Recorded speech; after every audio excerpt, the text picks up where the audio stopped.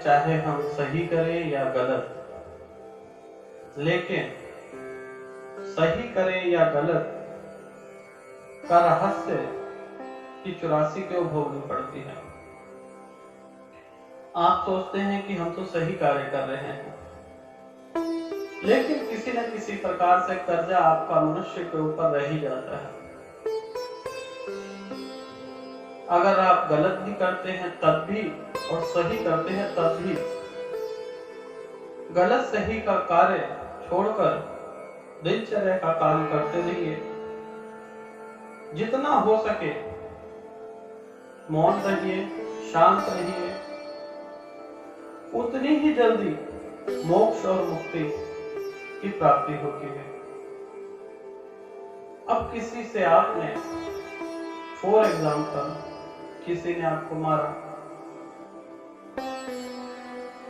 तो आपका दिमाग सारा दिन, सारी रात, कई सालों तक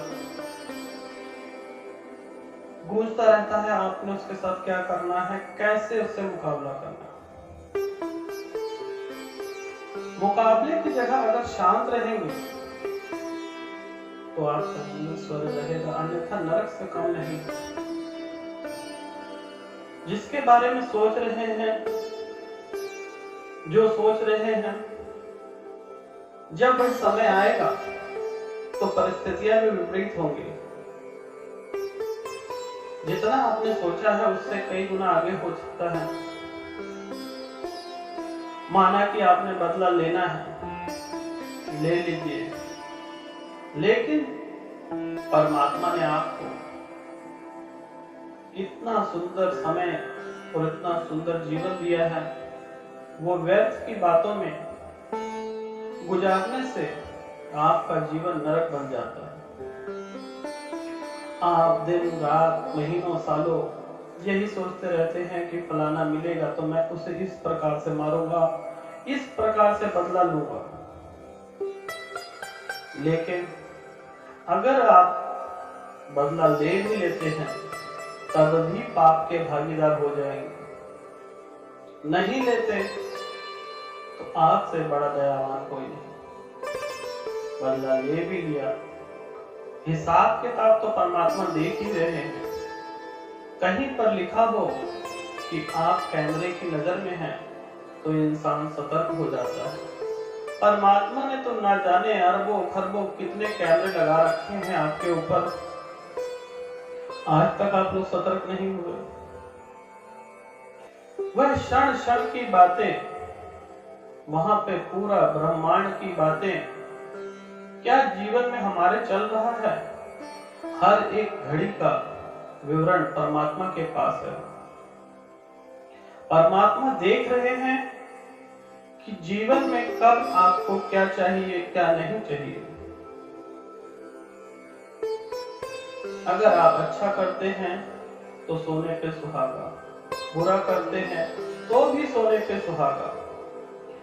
क्योंकि निरंतर जब आपके किए हुए कार्य अच्छे या बुरे कार्यों का जब वजन, बैलेंस बिगड़ जाता है तो 84 भोगने फिर से इसी पृथ्वी लोक पर आना पड़ता है।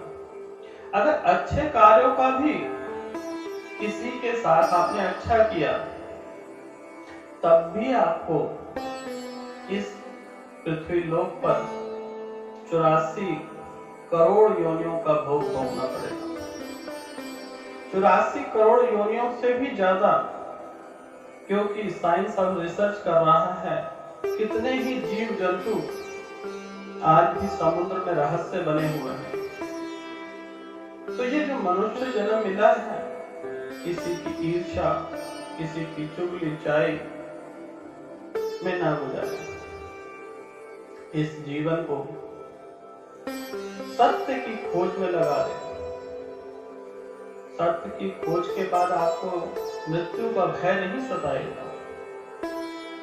मृत्यु पर विजय जब प्राप्त कर लेंगे तो जीवन सरल हो जाएगा, और सरल माध्यम से इतना पूर्ण हो जाएगा, इतना सरल हो जाएगा, जिस तरह से आप हजारों साल पहले साइकिल की कल्पना भी नहीं करते थे, लेकिन आज घर घर गांव गांव में साइकिल है। उसी प्रकार से जब आज से 50 साल पहले कोई साइकिल आया करती थी तो पूरा गांव देखने आया करता था, लेकिन आज साइकिल आम हो गई है। सबने स्वीकार किया, सपना देखते थे। कभी एक जमाना ये भी था कि दहेज में लोगों को साइकिलें मिला करती थी, लेकिन आज मोटरसाइकिल ने कल गाड़ी ले लेगी। तो आपके जीवन में कैसा रहना चाहिए, ये आप पर निर्भर करता है कि आप अपने जीवन को किस प्रकार से बैलेंस करेंगे।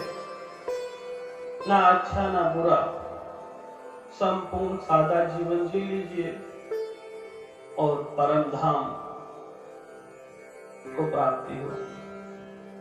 परम धाम स्वर्ग कहीं और नहीं है, किसी भूखंड का हिस्सा भी नहीं है, इसी लोक में विराजमान है। जब तक आप उसकी खोज नहीं कर लेते, तब तक आप टेढ़े मेढ़े रास्ते तो चलते रहोगे। जो आपके दिन हैं, जो धीरे धीरे कम तो हो ही रहे हैं। जीवन आपका एक नदी के समान, जैसे पानी बह रहा है वैसे बहता जा रहा है। एक ना एक दिन उसने गंगा सागर में मिलन करना ही है। चाहे तो आप पानी के साथ चलिए, चाहे पानी की विपरीत दिशा में, मिलना तो आपको गंगा सागर में ही है। तो जीवन में अगर 84 नहीं भोगना चाहते, ना अच्छे ना बुरे, निरंतर अपने मन के सत्य ज्ञान को पहचानो, उसके बाद तो आपसे कोई गलत कार्य हो ही नहीं सकता।